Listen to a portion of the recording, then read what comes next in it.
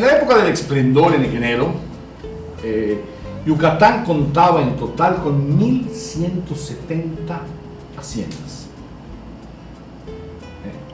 ¿Correcto?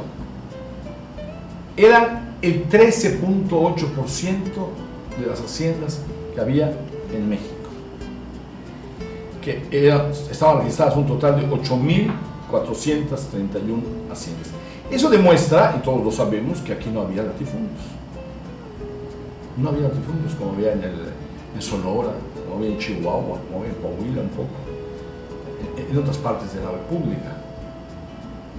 En Morelos, la gran hacienda San Gabriel, de los Amor, venía terminando en Querétaro. Se decía que se tardaba un día cruzándola. Bueno, nuestras haciendas no eran extensas. En la hacienda yucateca, la hacienda en general, pero vamos a hablar de la yucateca, que tuvo una evolución de maicero ganadera a henequenera. Es muchas cosas en una sola. Es un pueblo, es una suerte de familia, de todos los que eran de una hacienda, y es una unidad de trabajo pero con una particularidad: vincula al mismo tiempo al hombre con la naturaleza. Y esto es algo muy especial, muy interesante, ¿no? Para funcionar en todas las haciendas había un cautivador orden, un organigrama de funciones y de clasificaciones de personas, ¿no? Había el mayordomo, que era el administrador general, luego se le empezó a llamar administrador, un hombre de más caché, administrador, ¿no? Los mayorales, que eran los auxiliares del mayordomo. El mayacol, qué nombre más lindo, ¿eh? Hay un licor que se llama mayacol. Col también es milpa, ¿eh? No col de comer, sino col. Los luneros, los reservados, los solteros, los muchachos de doctrina y el fiscal eran las figuras principales. Bueno, el mayordomo era el encargado de la hacienda y era el representante del patrón, que muchas veces solo iba una vez al año.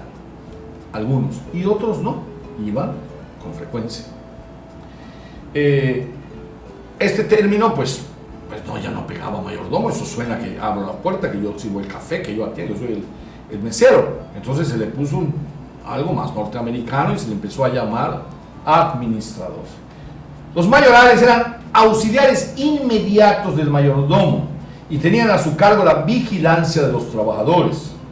Los luneros se llamaban a los habitantes de la hacienda, que tenían la obligación de dar al amo 15 mecates de milpa rosa. Por este trabajo recibían a cambio permiso de labrar para sí una milpa del tamaño que quisieran en las tierras de las haciendas. Y como el trabajo ese de la milpa rosa lo hacían el lunes, pues se llamaban luneros.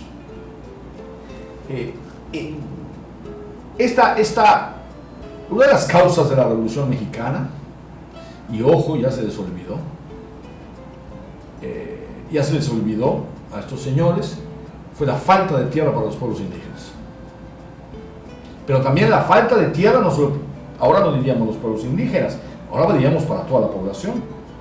Se acaparan los terrenos, los compran unos cuantos alrededor de las ciudades, de atrás, en los pueblos, etcétera, etcétera, y pasa esto: si quieres vivir en mi terreno, me vas a pagar una renta,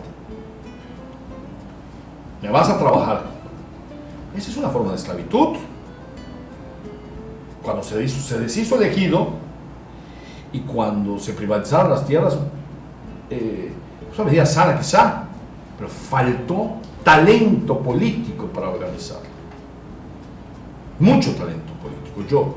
Quizá se hizo demasiado a la brava. Entonces, Aparte de los lunes, daban lo que se llamaba una fajina, estos que podían cosechar, que era medio día de trabajo para limpieza de calles, deshierbas y otras labores que realizaban los días jueves, sábado o domingo. Originalmente al frente de los luneros estaba el conocido mayocol, que era el encargado de vigilarlos. La palabra mayocol es una palabra híbrida, mestiza y maya, que viene de mayor, y col, que es una voz maya que significa milpa. Cuando las haciendas ganaderas y maiceras se transformaron en equeneras, la figura del mayocol siguió existiendo con funciones similares. Ya tenían que hacer las cosas iguales, ¿no? Pero también estaban vigilando permanentemente los plantíos de Nequén y la corta de las pencas. Los reservados eran aquellos que por su edad o por su salud no podían salir a trabajar. Esto, imagínense, a los 60 años te ibas a la reserva, ya no trabajabas necesariamente. Los muchachos de doctrina eran aquellos desde que pueden pronunciar bien hasta la edad de 16 años se dedicaban a aprender la doctrina cristiana, por lo cual se les dispensaba de mayores obligaciones. De los 16 a los 20 entraban al grupo de solteros y se casaban y tenían otra categoría. Entre esto de los niños de doctrina, de los muchachos de doctrina, hay dos cosas, ¿no? Hay la reminiscencia de la encomienda. La mayoría de los hacendados sí pensaban que tenían la obligación de evangelizar a los peones de su hacienda. Más que educar, hasta que finalmente, vamos a hablar de él, apareció un hombre notabilísimo, don Gonzalo Zavala, un prócer, un hombre de una estatura nacional increíble, que desde la hacienda fundó las escuelas rurales. Ya no era dar doctrina, ya era enseñar. Y enseñar implica pensar. Eso es lo número uno. Y esa fue una gran revolución en nuestra historia. En términos generales, esta era la estructura que prevalecía. En 1900 había 80.216 peones de campo. Los estilos de construcción de las haciendas han variado y variaron y son cautivadores, ¿no? Tiene la casa principal, desde luego, está rodeada de muy hermosos jardines. La casa principal era ocupada por el dueño y su familia cuando visitaban la hacienda, a menudo con invitados. Estaba la casa del mayordomo, estaba la capilla, estaba el despacho o oficina del mayordomo, el dispensario médico, la bodega de útiles de trabajo, ya dijimos, la casa de máquinas, con todo su chimenea, los tendederos donde se tendía el enequén, que servían para tender el enequén como hasta hoy, después de la raspa, los corrales para el ganado vacuno, caballar y mular, los patios para las gallinas con sus correspondientes gallineros. Indispensable en este concurso, en este conjunto, el calabozo. Ya vamos a hablar en otra ocasión del mito del maltrato a los peones. No existía. Nadie en su sano juicio patea su automóvil. Había escasez de lo demás. Maltratabas a la gente, de repente le hacías daño. Pero sí la castigabas. Borrachitos, gente que abusaba, que hacía relajos, si les metía. Claro, no los maltratabas, pero no les dabas libertad. Eso también es cierto.